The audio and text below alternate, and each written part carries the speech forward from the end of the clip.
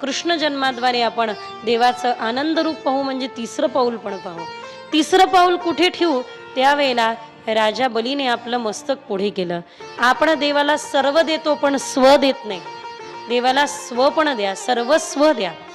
काही लोकांकडे यजमान पद म्हटलं, हा हा हा यजमान आम्ही बनतो ना, आमच्याकडून गहू घेऊन जा, तांदूळ घेऊन जा, कुंकू घेऊन जा, बुक्का घेऊन जा, महाळ घेऊन जा, पाहिजे असेल तर 11,000 दक्षिणा घेऊन जा. तुम्ही नाही, मला वेळ नाही.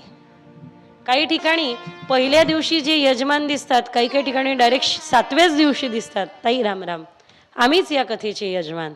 बरं आहे बा, 7व्या, काही काही दिवशी तर 7व्या दिवशी दिसत नाही. विषय वगळला तर देवाला सर्व फक्त देऊ नका, सर्वस्व द्या. राजा बलीने आपलं शीश पुढे केलं. भगवंताने आपलं तिसरं पाऊल मस्तकावरती ठेवलं आणि राजा बलीला पाताळाचं राज्य दिलं.